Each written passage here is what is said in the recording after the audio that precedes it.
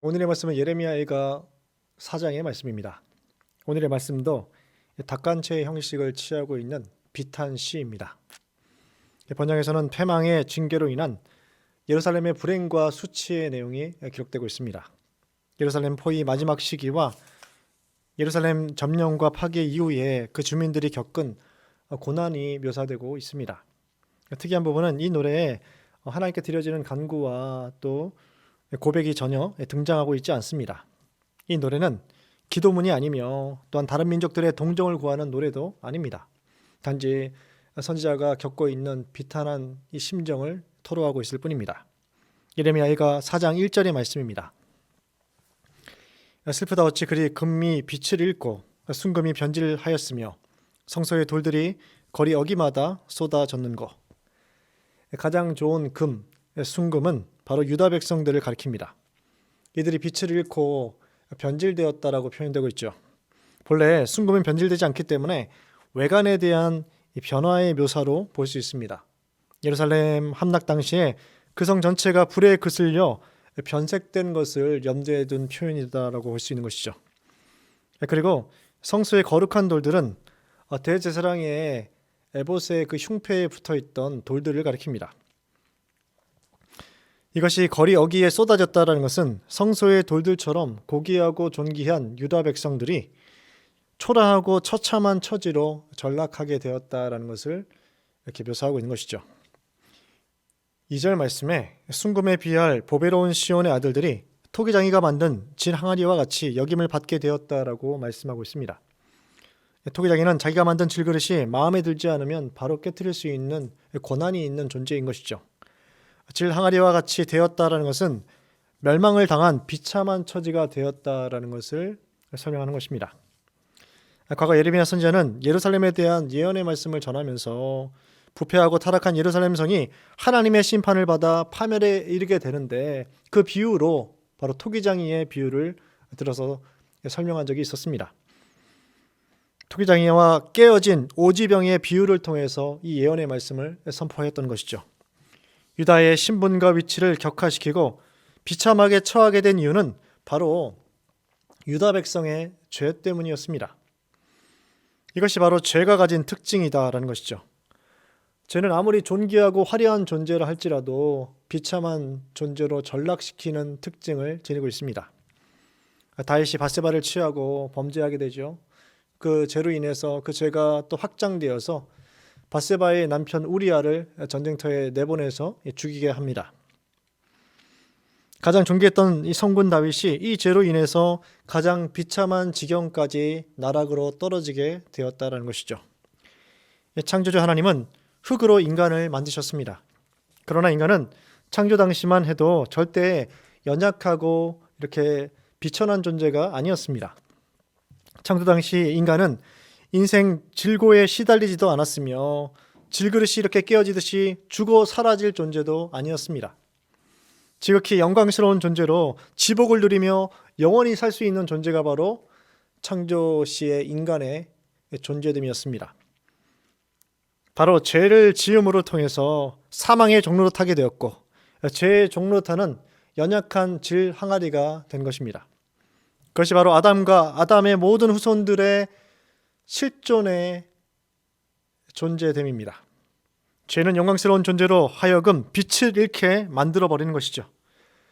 그러므로 우리는 죄와 싸우되 피를 흘리기까지 싸우며 죄에서 승리하는 믿음의 성도들이 되어야 하겠습니다. 예레미야가 4장 6절의 말씀입니다. 전에 소돔이 사람의 손을 대지 아니하였는데도 순식간에 무너지더니 이제는 딸 내 백성의 죄가 소돔의 죄악보다 무겁도다. 유다와 소돔이 대조를 이루고 있습니다. 물론 소돔의 죄악보다 유다의 죄악이 더 무겁다라는 의미는 아니겠지요.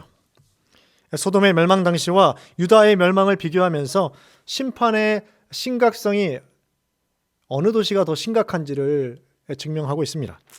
소돔은 갑작스러운 멸망으로 인해서 오랜 세월 고통을 받을 필요가 없었습니다. 하지만 유다는 계속해서 오랜 세월 비참한 하나님의 징계를 당하는 혹독함을 당하는 것을 통해 볼 때 상대적으로 유다의 심판의 상황이 소돔보다 더 심각하다라는 것을 이렇게 대조하며 설명하고 있는 것이죠. 또 본절에서 내 백성의 죄가 소돔의 죄악보다 무겁다라는 것은 선민이 하나님께 받은 은혜와 그들이 누린 특권을 감안하면 선민의 죄는 소돔의 죄보다 더 무거울 수 있다라는, 이것은 바로 심은 대로 거둔다라는 원리가 적용되는 것입니다. 하나님의 보응의 원리가 여기에 적용되고 있는 것이죠. 하나님께 많이 사랑을 받은 만큼 그만큼의 책임과 의무가 동반되는데 그 일에 실패했다라는 것이죠. 예레미야가 4장 10절의 말씀입니다. 딸 내 백성이 멸망할 때에 자비로운 부녀들이 자기들의 손으로 자기들의 자녀들을 삶아 먹었도다. 바벨론의 포위 공격 가운데 예루살렘 거민들 중에서 자신들의 굶주림을 달래기 위해서 자기 자식을 잡아먹는 사람들이 있었다라고 말씀은 기록하고 있습니다. 세상 이보다 더 큰 악과 더 큰 고통이 어디에 있겠습니까? 어찌 보면 이러한 죄악은 소돔의 죄악과 비교해서 결코 약하다 볼 수 없을 것입니다. 인간의 길을 포기하는 모습이 이렇게 몇몇의 선민들에게서 나타나고 있는 모습을 살펴볼 수 있는 것이죠. 이런 죄악의 결과들이 쌓여서 11절의 말씀에 의하면 이런 백성을 향해서 여호와 하나님은 맹렬한 진노를 행하십니다. 시온에 불을 지르사 그 터를 사르셨도다라고 말씀하고 있습니다.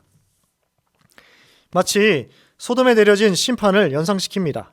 하늘에서 유황불을 내려서 살라 소멸시킨 소돔과 같이 심판의 내용이 유사한 내용들이 유다 가운데 내려지게 되었다라고 말씀하고 있는 것이죠. 실로 참혹한 심판이 선민들에게 내려진 것임을 분명하게 밝히고 있습니다. 그 터, 기초까지 모두 불살라 없애셨습니다. 터는 바로 나라의 기반을 말하는데 그들이 철저하게 믿고 있었던 성전이나 예루살렘의 견고함을 상징하기도 합니다. 자신들이 믿고 있었던 믿을 거리가 완전히 사라지게 되었다라는 것이죠. 이곳에 성전과 하나님의 법궤가 있는데 우리가 망하지 않을 것이다. 괜찮을 것이야. 우리가 누구의 후손인데 우리의 선조는 아브라함과 다윗이 바로 우리의 선조이기 때문에 하나님께서 그들을 보셔서 우리를 멸망시키지 않으실 거다라고 믿었다라는 것이죠. 하나님의 언약이 우리에게 있기 때문에 그 언약은 불변하기 때문에 이 유다의 성읍은 여전히 하나님의 보호를 받을 것이다라고 착각들을 하였습니다. 히스기야 시대의 중축으로 견고하게 이를 데 없는 초롱성과 같은 예루살렘 성이 결코 무너지지 않을 것이다라고 이들은 믿고 있었습니다. 하지만 그들의 생각은 허망하고 무익한 것에 지나지 않았습니다. 생수의 근원 대신 하나님을 저버리고 지금까지 하나님께 받았던 수단들과 모든 방법들을 의지하는 것은 터진 웅덩이를 의지하는 것에 지나지 않았습니다. 그들은 생수를 포기하고 바로 사망에 이르게 된 것이죠. 이는 더 이상의 재기의 기반조차 사라지게 되었다라는 것을 말씀하는 것이 바로 터가 사라지게 된 것입니다. 실제로 유다 백성은 이후 오랜 세월 동안 제대로 나라의 면모도 갖추지 못한 채 서름과 고통 가운데 오랜 세월을 보내야 했습니다. 이제 말씀을 마치겠습니다. 오늘 믿음의 성도들 중에도 이런 마음을 품는 자들이 있을 수 있습니다. 참되신 여호와 하나님의 말씀을 믿고 의지하고 예수 그리스도의 그 복음의 능력, 예수 그리스도의 구원의 그 능력을, 그 말씀을 믿고 신뢰하지 않고 단지 종교적인 열심을 행하면서 자신에게 있는 부와 명예와 권력을 의지하며 나는 안전하다, 나는 형통한 삶을 살고 있다라고 만족하며 살아가는 인생들이 있을 수 있습니다. 그러나 그들은 하나님의 진노하심 앞에 무익하고 허망한 존재에 지나지 않는다라는 것을 오늘 역사의 유다 백성들의 삶을 통해서 말씀은 증거해주고 있습니다. 오늘 하루 습관적인 죄와 치열하게 싸우셔서 선을 행하는 믿음의 성도들이 되시고 영광스러운 존재로 하나님의 은혜와 복을 온전히 받아 누리는 이 복된 하루를 보내시기를 간절히 축원합니다. 기도하겠습니다. 거룩하신 하나님 아버지, 오늘도 주님의 말씀으로 하루를 시작하게 하시고 우리의 위치와 신분을 주님 안에서 이 정체성을 확인하게 하시니 진심으로 감사드립니다. 제가 지닌 영향력과 파급효과가 얼마나 큰 결과를 낳게 되는지 오늘 말씀을 통해서 확인하게 되었습니다. 영광스러운 존재가 가장 비천해질 수 있는 죄를 멀리하게 하시고 죄는 그 모양이라도 버리며 하나님의 말씀에 순종하는 귀한 믿음의 성도들이 될 수 있도록 인도하여 주시옵소서. 이 팬데믹 상황이 더욱 심각해지고 있습니다. 믿음으로 이 어려움의 때를 잘 인내하며 보내게 하셔서 성령 충만한 가운데 우리에게 주어진 사명을 온전히 감당할 수 있도록 은혜를 더딥혀 주시옵소서. 주님의 몸 되신 교회를 지켜주시고 모든 송사에서 하나님의 공의 가운데 하나님의 뜻이 이루어지며 교회의 정상화가 온전히 이루어질 수 있도록 역사하여 주시옵소서. 불법한 사단의 세력이 떠나가게 하시고 저들의 모든 계교를 물리쳐 주시옵소서. 올라 목사님의 건강을 허락해 주시고 노종의 기도에 응답하셔서 주님께서 맡기신 사명을 끝까지 잘 감당하실 수 있도록 힘과 능력을 공급하여 주시옵소서. 당회원과 서바엽, 사사원과 스데반의 권사의 또 모든 성도들의 삶 가운데 우리 주님께서 가장 영광스러운 존재로 그 영혼들을 세워주시고 각자의 삶의 정황 속에서 하나님을 영화롭게 하는 삶을 살아갈 수 있는 우리 귀한 믿음의 성도들 될 수 있도록 은혜를 더딥혀 주시옵소서. 무너진 이 나라와 이 민족의 성벽을 재건해 주시고 정치, 경제, 사회의 모든 분야에서 더 이상 국론이 분열되지 않게 하시고 복음으로 평화 통일 이루어지게 하셔서 이 선교의 사명을 감당할 수 있는 마지막 때를 보내는 이 나라와 이 민족 될 수 있도록 은혜를 더딥혀 주시옵소서. 환우들에게 여호와 라파의 하나님께서 치료하시고 고쳐주시고 회복의 은혜를 내려주시옵소서. 입시와 진학과 취업과 사업과 결혼을 위하여 기도하며 삶의 고단한 현실 앞에서 낙심한 우리 영혼들에게 우리 주님께서 응답하셔서 새로운 힘과 능력을 공급해 주시고 승리할 수 있도록 인도하여 주시옵소서. 우리를 구원하신 예수 그리스도의 이름으로 간절히 기도드립니다. 아멘.